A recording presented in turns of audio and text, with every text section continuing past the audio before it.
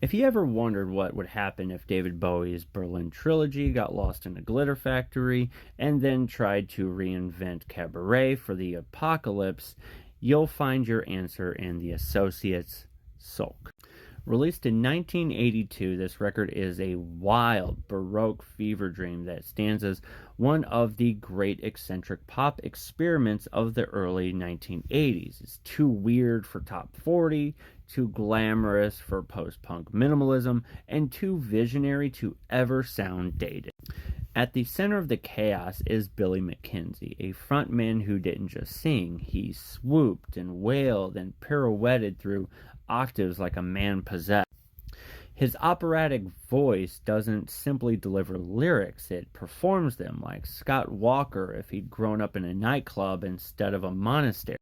Backing him is Alan's arrangements, gleam with icy synthesizers, rubbery bass lines, and restless rhythms that lurch from noirish drama to camp excess.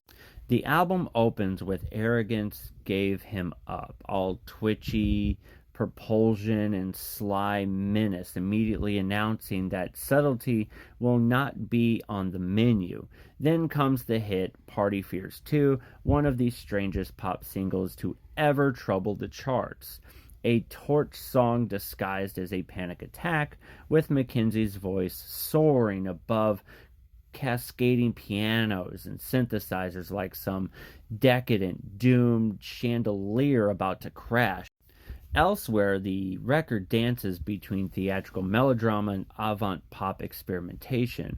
Club country turns disco inside out with jagged irony. The song's skipping is both jittery and majestic, and It's Better This Way could soundtrack a romance at the end of the world. Even the slower tracks feel volatile, teetering between beauty and collapse.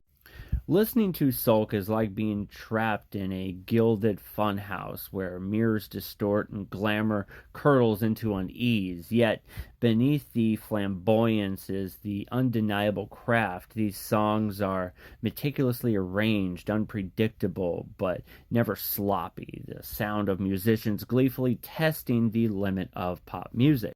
In hindsight, Sulk feels like a glorious anomaly, too extravagant to replicate, too strange to become a formula. It's an album that proves pop can be both ridiculous and profound, sometimes in the same breath.